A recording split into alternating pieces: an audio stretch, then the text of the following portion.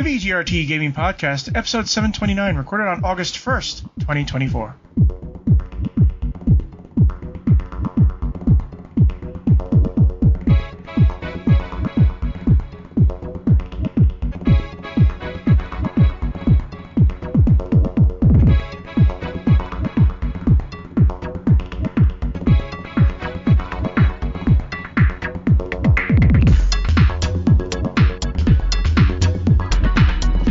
Welcome to the 729th edition of the TV Gaming Podcast, the 562nd episode of Video Game Roundtable. I am TJ Denzer. And I am Jonah Falcon. The VGRT Gaming Podcast focuses on game news from around the industry.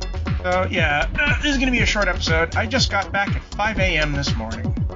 Wow. And then I have to do some work tomorrow, so it's sort of a squeeze. Yeah. There's a lot going on, and there's not a lot going on. So, tell me, what have you been playing lately, TJ? Oh, wait, you're at EVO. I know what you've been playing.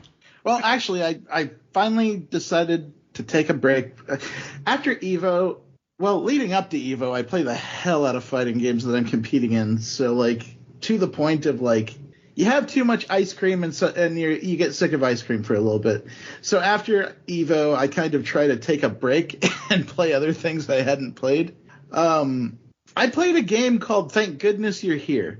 Okay. And it's an indie game. They call it a slapformer, which the idea is that you're like a British town that needs all sorts of help, where the citizens are just completely inept, and you need to help them out however you can while you're trying to kill time and see the mayor because you're a salesperson. And this game was funny. It's probably the funniest thing I've played all year. It felt like a Monty Python sketch turned into a full game.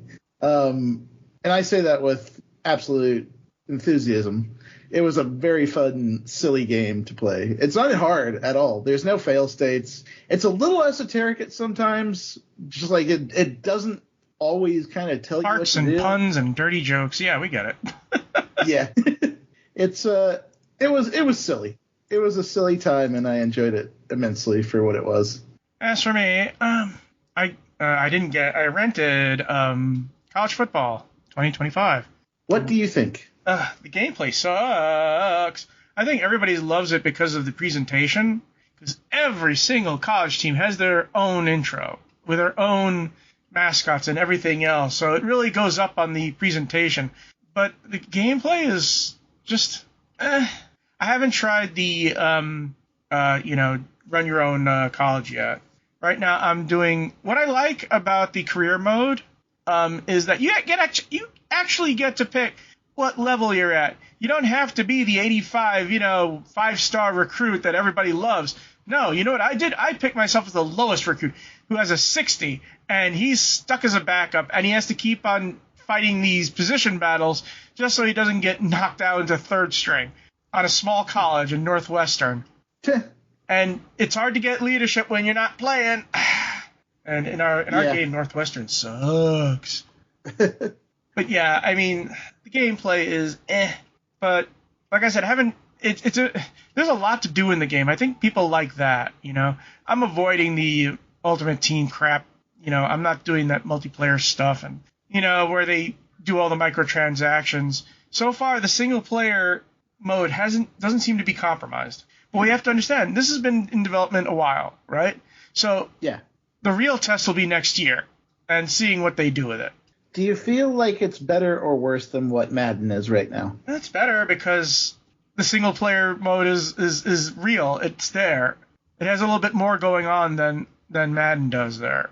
And also, the graphics are good. Like I said, a lot of it is in the presentation. Yeah.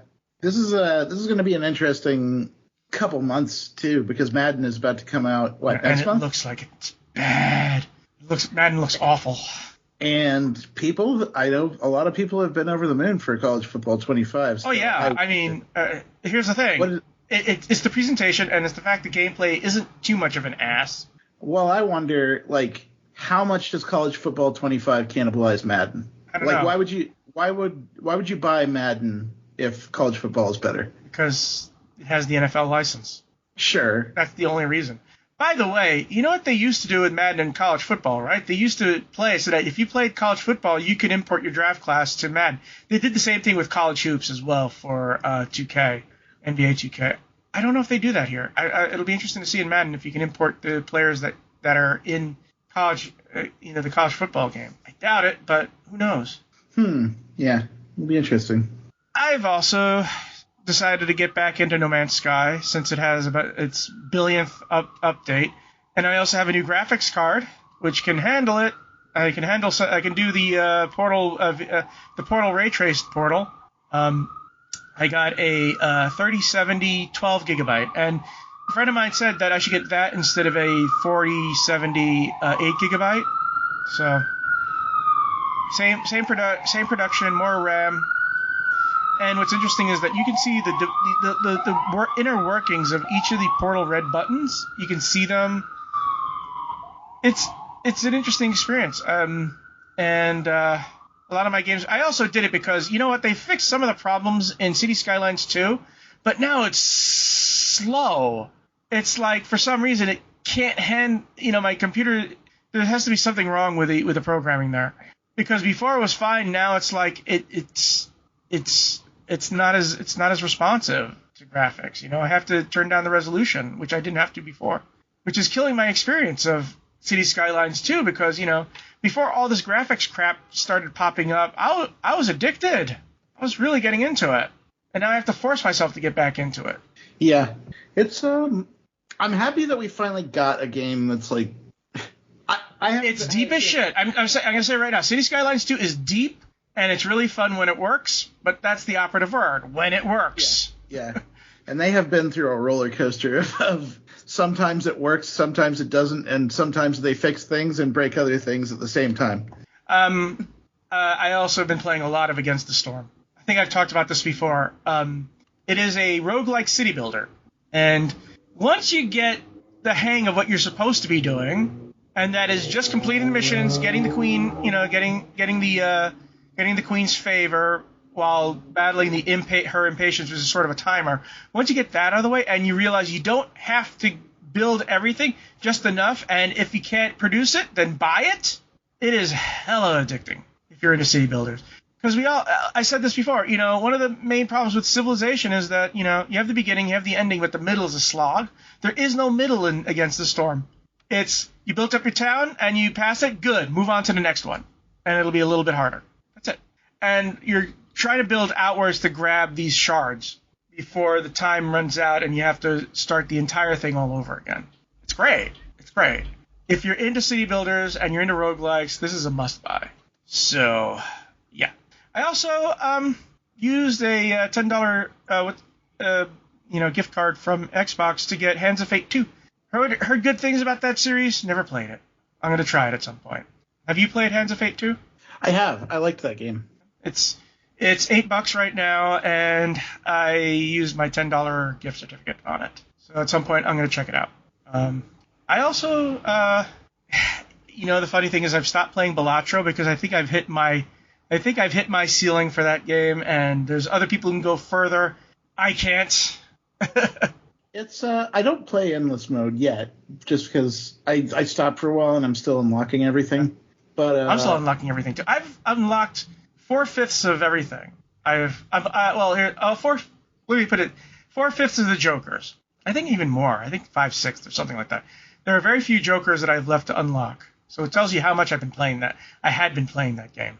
Yeah, it's I had a run the other day that was just, it was a form of play I'd never gone for before. I usually go for 2 pair and 3 of a kind setups, like bonuses to that, and also bonuses that'll help me with the full house. I do the flushes.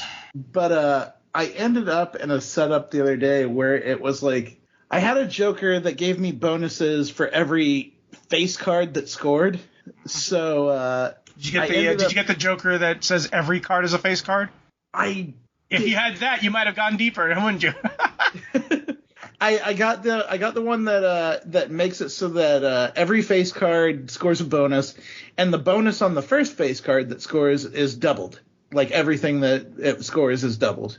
And and I ended up getting some jokers that worked better with straights, and I also ended up getting planet cards that worked better with straights. So I kind of trapped myself into an accidental position where I just tried to go for 10 Jack Queen King Ace regularly, and it failed in the end, only because like getting consistent straights in that game, if you're not on one of the decks that has like bonus discards, or the 4 cards for a straight, or gaps of 1 for the straight, or if you come up against a blind that like takes your discards away, or God forbid a blind that makes it so certain face cards don't score, or one hand to win it all, like it didn't end well.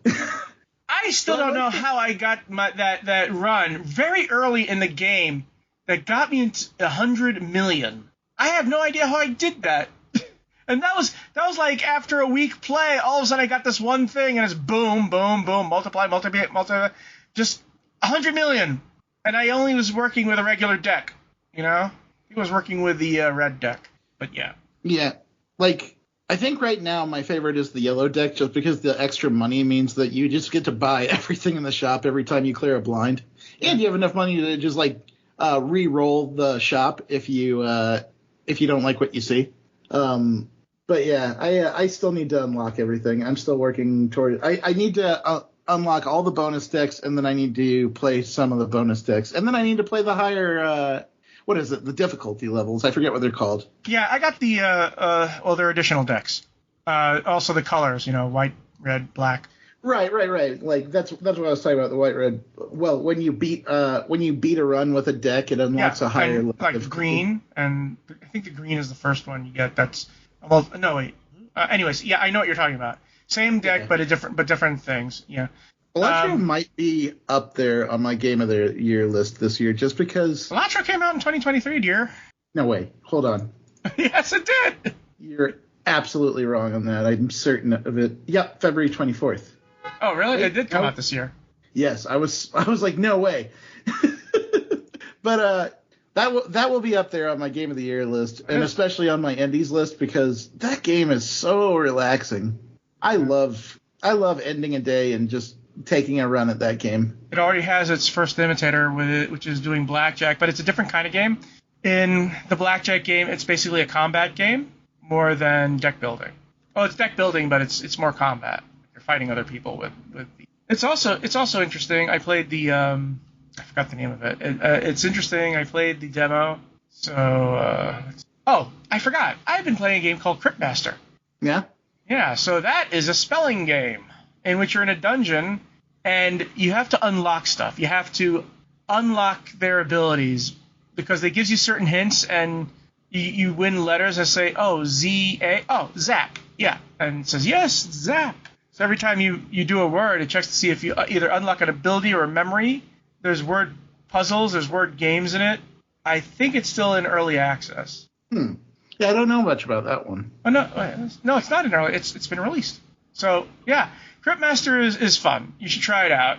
It's not too expensive. It has a weird sense of humor. $25. Or you can. They do have a demo on Steam, and after I played the demo, I just thought, yeah, I'm buying it. And so far, it's overwhelmingly positive. It has that aesthetic in which everything looks like a black and white sketch. So, what else has been going on? Right. Oh yeah. So finally, on August 20th, we're going to check out to see what Civilization 7 is going to look like. The main page has a blurred out background, and I can't tell if that's from Civ 6 or what Civ 7 is going to look like. Yes, I am so excited to see this. I didn't realize how badly I want to see this next game until we saw this announcement today. I'm ready for more Civ. I'm actually thinking about reinstalling Civ 6 just to bide my time because this isn't coming until 2025. But I'm so excited to see what they show us this month. Well, for one thing, Soren Johnson, who I know personally, is back developing it. He's the guy who was behind Civilization 4. Nice. So it sounds like it's in good hands, too. Do you think they go drastically different from Civ 6, or do you think they kind of stick with what worked there and just add on to it? I think my guess is that they're going to take advantage of computing power and have better AI. better game AI. And the funny thing is, I said this elsewhere, but I'm really looking forward to seeing what the bells and whistles are going to be. Yeah, there was always some sort of new gimmick or something. I kind of hope they keep the slightly cartoonish art style, but just make it even more polished. If I was to judge from the trailer, it looks like they're going more realistic. I don't know how the leaders are going to be, but it looks like they're going to hew a little bit more towards real than really, cartoony. I hope we get the Scythians back. Queen Tamaris was one of my favorites. Just want to run people over with your horses. Yep, and turn barbarians into my friends. The good old-fashioned StarCraft 2 Zerg rush. Yep. But you could also run a good religion with her if you got to their special building, the steps. Well, I'm pretty sure that you want God of the Open Sky then, which gives bonuses to all pastures. Mm-hmm. Yeah. If you couldn't crush, you could like easily crush nearby either. Scythians are the ones if you want to go for an early game domination victory, just wipe out everybody in your area right off the bat, or take them over and then do the people of the steppes and get your religion going strong, and then flood the world with missionaries. Oh God, Haile Selassie does that, and I hate it. I hate it. He goes all in on the bombs with religious bombs. Yeah.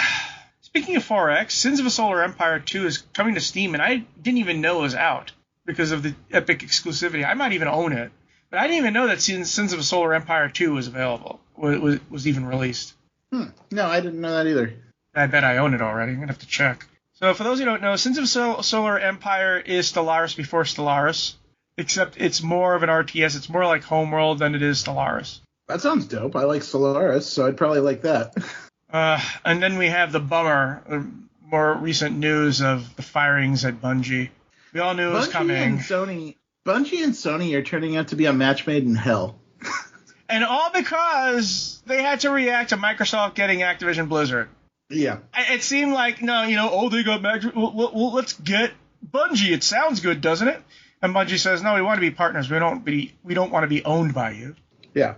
But in the end, it's most likely Sony making a lot of these decisions. I mean, I'm sure that Pete Parsons has some say in the matter, but there's been a lot of controversy about him today too. Yes. Now, here's the thing. It's his money, and whether he saved it or not, it wasn't going to affect these firings. But still, there's something. It's not a good look when you're buying $2.4 million in sports cars in the past 2 years. It's not good optics, No, not at all. More than that, he didn't even. Sony. Someone said that maybe you should just take a pay cut. Cut some overhead. Sony may be making decisions as far as coming to him and saying you need to figure out who to cut at a certain point. But ultimately, he's still the head of the studio. He's still the guy that manages it. And I would say that people like the final shape. They say that it's good. I'm talking about Destiny players that have been playing that game for a long time are saying it's good. But what does it matter if you have success if you still have layoffs immediately afterwards? It's been having success. Right. And I think it's stupid, that it doesn't matter whether they succeed or fail. It seems like layoffs are this makes it look like layoffs will happen once the work is done, regardless of whether they succeed or not. People have been coming out talking about their experience with Star Wars Outlaws. I have seen a little bit of it. We also had our own we also had our own preview on it, and it looks fun. I'm excited to run around the universe as a bounty hunter. Right. So here's the thing: is that the lead developer, the director, talked about the game, and he said, Julian Geraghty, he said that the biggest reference, the most influence that it has on that game is Ghost of Tsushima, and that explains why the combat and all that stuff is a little slower. He pointed out Red Dead and Assassin's Creed, but it was mostly Ghost of Tsushima that has the biggest influence on the game. That's cool. I think lightsabers are cool. I think Jedi powers are cool. I think Jedis are cool. I think Sith are cool. I like the idea of this entire open world game, open universe game, where you're not that. You're just a scummy little outlaw making your way through this galaxy, trying to operate behind the backs of the rebels and the Empire and the various crime families. It seems very different, and it seems fun. Yeah. It's very Akira Kurosawa. Mm-hmm. And from what I understand, the level, the areas are huge and detailed, and there's a lot of handcrafted stuff in it. It's like an Elder Scrolls game, like Morrowind or Oblivion or Skyrim, in which the entire world has been handmade. That's interesting. Yeah. Did you see the 15-minute gameplay, first gameplay video for Planet Coaster 2? Ooh, I haven't seen this yet. Let me take a look. Don't do it now. They cover the first part of it. What they cover is the water attractions. Neat. I'm not going to watch the whole thing. I'm just going to put it on mute in the background and take a. It looks beautiful though. There's a definite graphic upgrade from the first Planet Coaster. Yeah, I see it. That's nice. Oh my god, it looks like a proper water park. Yeah, well, that's the water park part of it. Yeah, you can build your water slides and you can have your tubes and stuff like that. Neat. Yeah. This is fun. I like it. It does look gorgeous too. I like the idea of you could do some like mean stuff in the original Planet Coaster if you wanted to. I like the idea of creating a water slide that goes about 200 feet down and then loops up real fast and launches riders out of it. Jonathan Blow talked about Braid remastered sales, and to say he's disappointed, he is really taking it hard because it has flopped bad. It had its first day spike, and then it just torpedoed.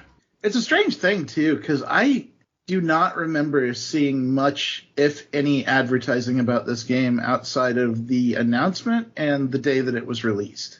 It's still an indie game. Like, man, he's got it.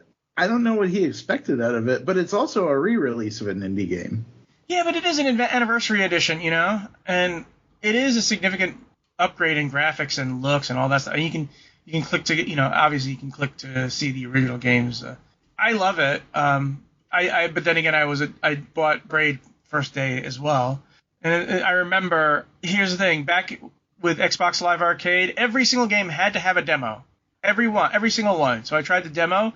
After 2 seconds of the opening screens, I said, yeah, I'll buy it.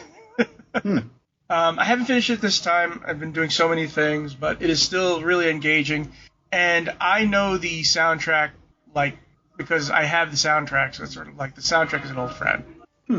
Have you ever? I'm not saying, not at all that it's a bad game. It's a wonderful game. It's a great game. It's just that, I don't think that Braid has the clout it had when it first came out. I don't think that, outside of the people that played it back then and have played it maybe in the time after, maybe because of Indie Game, the movie, but, I don't think it has the clout to just pop out one day and everybody jumps on board. Maybe I'm wrong, but it just doesn't seem like the kind of game where they should have advertised it more. That's my bottom line. They should have talked about it more and pushed it more. From Software is saying that if you're using your mouse, it could be tanking your frame rate. That's weird, and I don't understand why. That's such a strange bug. Just having a different input device can wreck the performance of your game. I don't understand. Okay, so we just had this a few seconds ago, and it's about Bungie. Bungie leadership reportedly overstated studio's financial prospects to Sony. Oh, God. You lied to them about your... Oh. That seems like a you're out of here type offense. I don't think Parsons is going to be leading Bungie for much longer based on everything that's coming out. Yeah, and here's the thing. This is coming in the wake of Jim Ryan having his ass kicked out. Yeah.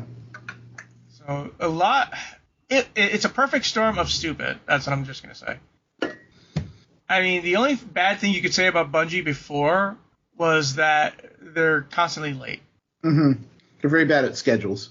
We also have information about what Xbox is going to be showing off at Gamescom. We talked about this before. Sony won't be at Gamescom. Nintendo won't be at Gamescom. Microsoft is all in on Gamescom. And there's a little bit of disappointing news, just a little, and that is Indy, Avowed, and the Starfield DLC will not be playable at Gamescom, but there will be 50 playable games. Yep. One of them is going to be a new demo of Stalker 2, Which good for those guys, because Lord knows they've been through the ringer trying to get that game. Also, Star Wars Outlaws and Space Marine 2 are going to be playable. Nice. By the way, speaking of Avowed, they said it is playable, and I love this wording. If they wanted to release it late this year, they could, but they're going to delay it to 2025 anyway, which sort of tells me, yeah, Redfall situation here. Let's just make sure it plays well. I mean, there's no harm in taking the approach of we'll get it out there when it's done, as long as Microsoft lets them do that, given what we've seen about the layoffs earlier this year. But here's the thing: everybody's laying off everybody, you know. Yeah. I have a feeling that also they don't mind delaying it because there's so much stuff coming out late this year that maybe they're thinking they don't want it to get lost in the rush, you know. And if it is not perfect, then people will really pillory it. That's true. A lot of people have been waiting on Avowed for a very long time, and it's Obsidian, and it's set in the Pillars of Eternity universe. Yeah, Obsidian doing fantasy fiction, and I don't want to say Skyrim, because obviously it's going to be more like probably the Outer Worlds, but they talked about it, and they said that it's going to be a smaller world, and it's not going to be one of those gigantic open world games, right? It's going to be a little more focused.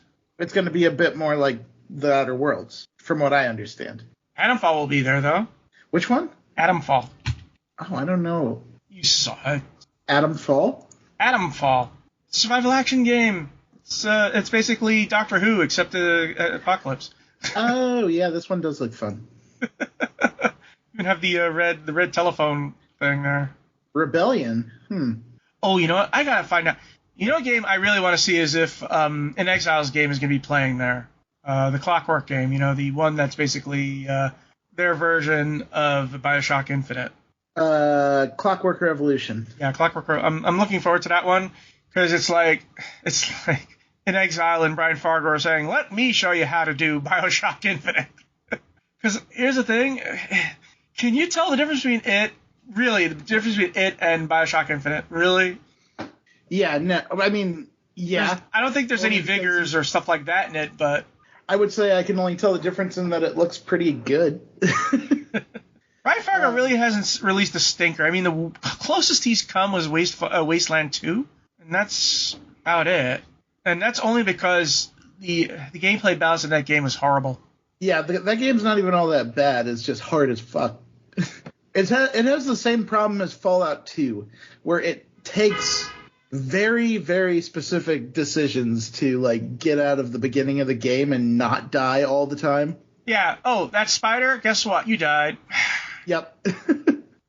Once you get past the temple in Fallout 2, it starts to open up and get fun. But getting past that temple, if you're not specifically spec'd and melee or unarmed or strength, sucks. The beginning of Fallout 2 sucks.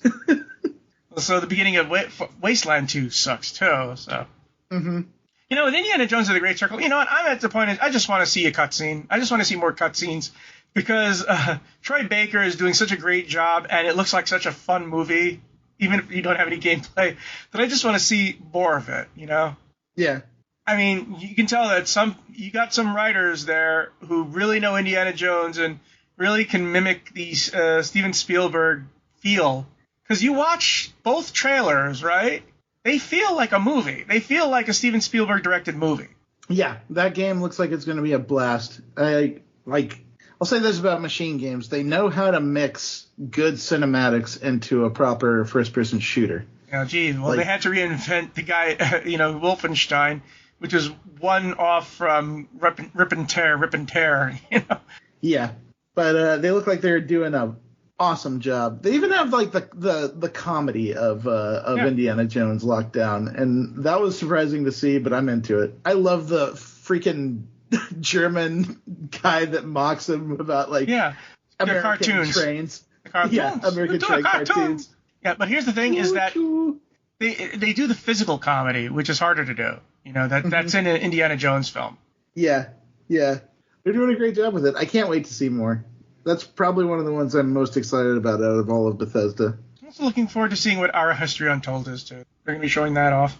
It's a 4X game, not quite Civ, not quite like a Stellaris or a grand strategy game like that. I think it's a little bit more like Warhammer, you know, in those games in which you have they're 4X, but also they're a story, and also you have to build your towns and all that stuff. It's gonna be interesting. Yeah. There's also a lot of talk about Fallout London too. Have you seen all this? I have. I saw people saying, why isn't Bethesda acknowledging how cool Fallout London is? Like, why would you want that? Because if they have to acknowledge it, it's probably going to be with lawyers, and you don't want that. Here's the thing. Microsoft has been very fan-friendly. You can say whatever you want about it. They've been very fan-friendly. Red versus Blue would not exist without Microsoft saying, hey, go ahead. We don't care. By the way, that was when LucasArts was at its best. George Lucas would release all of this creator content for people to manipulate, sound files and all that stuff before Disney took over. He encouraged a fan engagement, which is why Star Wars is still popular. Acolyte or no. Mm-hmm. Oh, God. Okay, so this is the first time I'm seeing this. This is from yesterday, and it's not really huge news, but Xbox is going with a blue transparent controller. And I love it. It's called the Sky Cypher. I want it, damn it. It looks great. Oh, wait. That reminds me. There is a game which is considered the anti-PAL world in which, and I forgot the name of it, in which it has tons and tons of animals, but it's not combat. It's more like you have to convince them to come with you, and I forgot the name of it. Yeah, I don't know. Oh, Mafia Definitive Edition is coming to Xbox Game Pass. I've only played Mafia 2. Yeah. Yeah. I saw a lot of people fought so much over whether or not Mafia 3 was good. Like, I always hear about how the gameplay was jank and not great, and it pissed a lot of people off. But I also hear that the story is phenomenal and like the best the series had to offer. I don't think the story is bad. The story's bad, you said? Yeah, it's pretty bad when you really look at it. That's the kind of stuff I'm talking about, though. People seem really divided on that one. By the way, have you seen? I saw advertisements for not Fallout. I'm sorry, Borderlands the movie, and already I was like, maybe it's because Jack Black is playing Claptrap, and there should only be one voice for Claptrap. Yeah, it's a voice actor. You don't need Jack Black for that character. Yeah, and I've heard him. He sounds okay, but he still sounds like Jack Black. It sounds like the cadence and style of Jack Black. I just don't think that I don't think Jack Black is Claptrap. It looks like it's going to be Borderlands by way of Guardians of the Galaxy. Yeah, I can see that. By the way, you still own a PSVR 2, right? I do. So how do you feel about Steam making an app for it? You can play your Steam games on PSVR. I think that the idea of playing Half-Life Alyx on the PSVR 2 sounds dope as hell. Like, that headset works very well. It has a lot of power behind it, so I think it's going to be the only way I've played Half-Life Alyx before is on the MetaQuest 2, which is not the best way to play that game, but it can be done. Well, here's the thing: the MetaQuest 2 was intended for consumer level VR, affordable VR. I mean, yeah. Here's the thing: if you open up a PC VR library to the PSVR 2. It'll help a lot of owners because Sony is not supporting that thing at all. Yeah, so you might as well pass it off to people that will support it. Yeah. Yeah. Go ahead. But yeah, I'm excited to play the Half-Life Alyx, probably a few other things because it's got to be a step up. It's like the PSVR 2 has a good amount of power in it that we'll be able to handle those games better than the Quest 2 could, and I'm excited to see what that looks like and experience it again. Speaking of Steam, Dragon Age Veilguard will be Steam native, so you don't even have to go into EA's app to play it. That's a great quality of life update.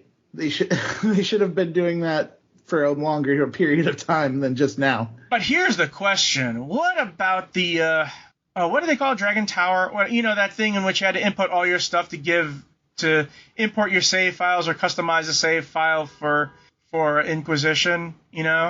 What's going on with that? You don't think that they'll have some sort of login, EA login when you actually load into the game? You know what I would like? And EA will probably do this. What they should do is just do what they did with Mass Effect and just smush all the Dragon Age games into one game. Yeah. Just do that. I just think that it's gonna be. I think it's gonna have a login, an EA login once you actually get into the game, because that's what who is it? That's what Activision Blizzard does with you. You can play Call of Duty and you can play other games from them on Steam, but it still makes you log into Battle.net. Oh, but I already own. Sorry. So yeah, I think it's going to be a Battle.net situation where you like don't have to have it to get in, but like once you're in the game, you have to log into EA. Yeah. I know if Scott were here, he'd be giggling about the fact that you can get the demo for Visions of Mana. Yes. I'm excited for that game. Coming out in August. Coming out this month, I mean. Today is August 1st. I forgot. Yep. Very cool. It's like, this is the first time we've had a new Mana game in quite a long time. I think the last very new one was Legend of Mana on PS1. I don't remember if they've done a Mana. I don't think they've done a new Mana game. I don't count Trials of Mana because that's a remake of Secret of Mana 3. So, I own every single Jackbox that ever existed. Yes. And Jackbox, their number 10 will be coming out, but they just released the Naughty Pack. Huh. So they have Faking It All Night Long, 3 games, and it's basically a social deduction game. There's Dirty Drawful, which is drawful except, dirty. And Let Me Finish, which basically asks really risque questions and everybody has to answer it. So yeah, the Naughty Pack. Do you ever play Jackbox? Yes, of course. I've played it with my friends a whole bunch. Yeah, I run basically for my game group, every other week we do Jackbox. And, sometimes there's not enough people. Sometimes I have to assess what people are looking for. So sometimes I'll just do the trivia games. Other times I'll do the drawing games. Sometimes I'll do the silly games, like the rapping robots and stuff like that, or Dictionarium. Yeah, but the Naughty Pack coming out in September. Only $22 too. Jackbox 10 will be coming out soon too. They've already shown off some of the games that are going to be in it. There'll be a lot of Jackbox coming. Yep. The new Jackbox games usually come out in September. So I'm checking to see the release date. Oh no, I already have Jackbox 10. I'm sorry, Jackbox 11 is. I already own Jackbox 10. Jackbox 11 should be coming in too. Anyways, this is one of those things in which we're just free-form talking. I think we've run out of news, unless there's anything else you want to talk about. No, it's a pretty light week. Well, it is summer. Yep. It used to be there was nothing in the summer. Absolutely nothing. Thanks to indie games, there's at least some things to talk about. Yep. We have QuakeCon coming up next week, so I'll probably have more to talk about probably the week after, because it's next weekend. What happened at the last BlizzCon? They announced the DLC for Diablo 4, and they went deeper into the 3-part expansion that they're doing for World of Warcraft. Okay. That's thinking about what they might be doing for BlizzCon this coming year. I think they said something about Overwatch, but I don't think anyone cared because Overwatch is in a pretty dismal state. It's the Overwatch 2, the does not suck version. Check out our PvE. Real good PvE. Anyways, look for our show notes at gamingpodcast.net, along with the history news and our gaming history articles. We enjoy your feedback, so leave comments on our blog at Gaming Podcast. Oh yeah, we had mail from Ralph. I almost forgot about that. Let me get to Ralph's mail. It was from episode 727. And Ralph said, "Hey guys, thanks for the episode. I really love that you talk so much about older games so I could listen more carefully because I nearly knew all the games. But some things to mention. Open world Elden Ring. I am completely on your side, Jonah. I don't have that much time to grind 10 hours to get to the next point. I want games where I know where they will end after 10 levels or where you solve 50 or puzzles or something like that. Open world games don't have that goal for me. I totally understand people having fun with that, but not me." By the way, that's not entirely true because games like Red Dead Redemption 1 and Watch Dogs Legion are open world. They're not grindy, though. See, that's the problem. The Middle-earth games aren't grindy either, even though every time you level up, there's something new you can get. Yeah. Street Fighter 3. I was involved in the Street Fighter video game scene, so I knew what you tried to analyze. In my opinion, on Third Strike came up when SF4 was released, Street Fighter 4. Many old players didn't like it and tried to show their disrespect by hyping Third Strike again. So yeah, people didn't like Street Fighter 4. Said, yeah, guess what? We like Street Fighter 3, baby. Yeah. There's always been like an old head love of Street Fighter 3, and for good reason, because Third Strike is like one of the best 2D pixel art fighters that there's ever been. I always thought the love came from the fact that it is extremely well balanced and it runs buttery smooth. It is on both fronts. Like there's a lot of people. There's tiers in Street Fighter 3, and those tiers are very well established at this point, to the point where some would call it a solved game.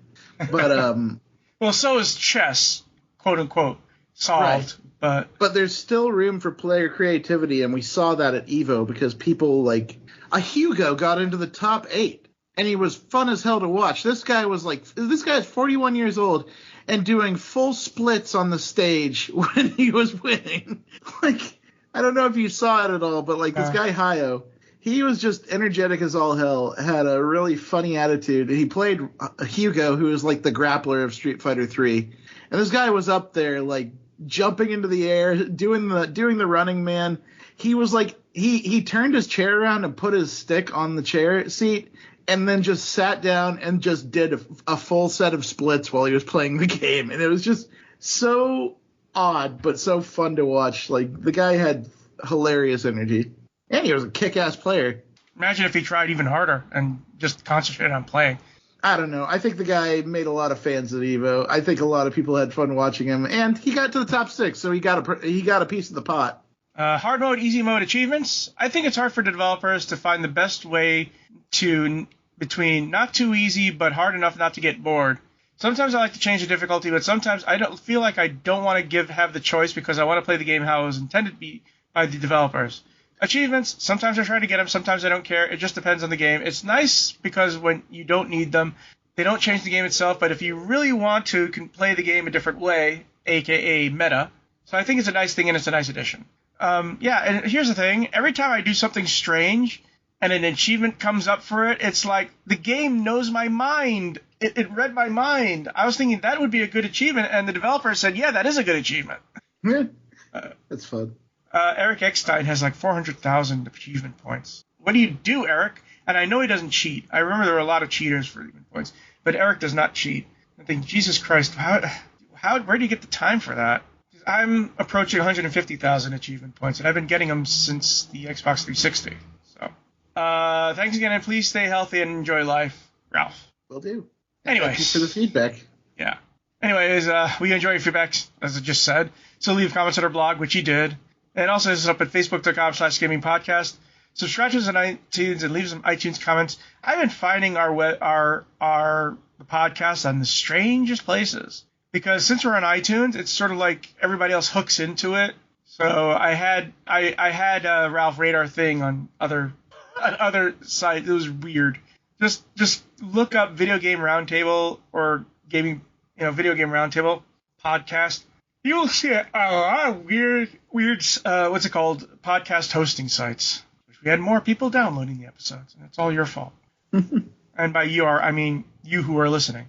Yay. I don't know who listens to our podcast. Although, here's the thing. Actually, the podcast auto-uploads to YouTube as well. So it's on YouTube, too. So if you want to comment there, comment there. I'll be able to read it. Nice. Anyways, we will see you next week, Scott included. Have fun. Be cool. Play games, y'all.